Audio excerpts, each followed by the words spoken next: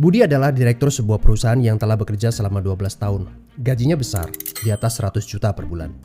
Dia pikir tak ada karir yang lebih baik lagi dari apa yang dia kerjakan sekarang. Punya rumah dan 2 mobil. Anak-anaknya sekolah di sekolah terbaik di kota. Tiap weekend pergi jalan-jalan sekeluarga, shopping, makan di restoran yang enak, dan setiap tahun bisa berlibur 2 kali ke luar negeri. Wow, kehidupan yang nyaman sekali. Tiba-tiba krisis melanda. Perusahaan tempat dia bekerja bangkrut dan Budi kehilangan pekerjaan. Dunia terasa gelap. Karir yang dia bangga-banggakan selama ini lenyap seketika. Yang menjadi masalah, selama ini Budi tidak pernah berpikir untuk memulai bisnis sendiri. Dia pun tak memiliki dana investasi ataupun aset. Budi berpikir, tenanglah, bulan depan bakal terima 100-an juta lagi kok. Gak semua orang harus jadi pengusaha.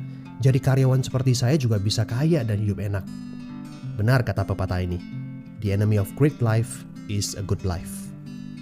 Dia tak menyangka bakal terjadi krisis seperti ini.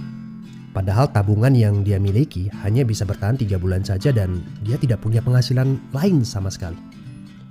Apakah kamu punya teman yang mengalami hal yang sama seperti Budi? Kita harus sadari satu hal. Kita tidak bisa bekerja selamanya karena faktor usia ataupun kesehatan. Ada krisis atau tidak, kita pasti akan berhenti bekerja. Entah karena sudah tua dan dipensiunkan, atau karena sakit dan tak sanggup bekerja lagi. Jika tidak mempersiapkan backup income sejak dini, tamatlah riwayat kita. Budi bertemu dengan teman lamanya bernama Jason, pengusaha sukses yang saat krisis malah bisnisnya berkembang pesat. Jason memberi nasihat, bangunlah bisnis di saat kamu lagi gak butuh. Karena saat butuh seperti ini, kamu sudah punya backup income. Sebenarnya ya Bud, waktu terbaik untuk memulai bisnis adalah beberapa tahun yang lalu. Tapi jangan khawatir, waktu terbaik kedua adalah saat ini. Gak ada kata terlambat.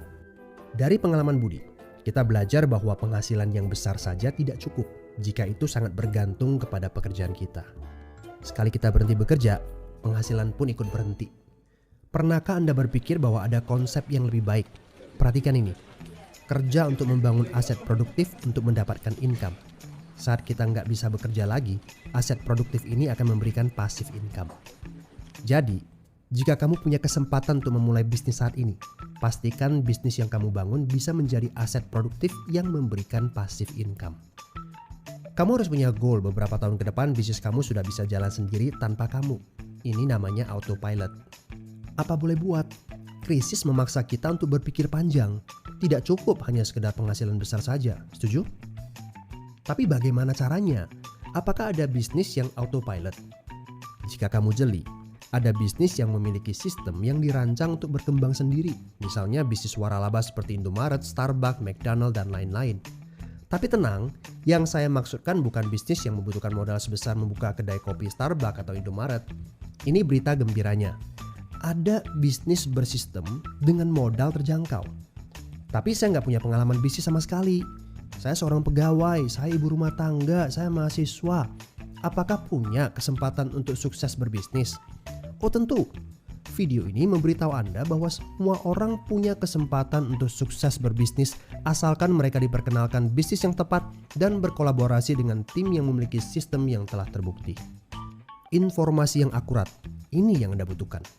Hubungi teman yang mengirimkan video ini kepada Anda. Dia sedang mencari orang yang tepat untuk diajak berkolaborasi di sebuah proyek. Mari kita cari tahu, apakah kalian bisa cocok untuk kerjakan proyek ini bersama. Ajak bertemu secara online ataupun offline dan berdiskusilah.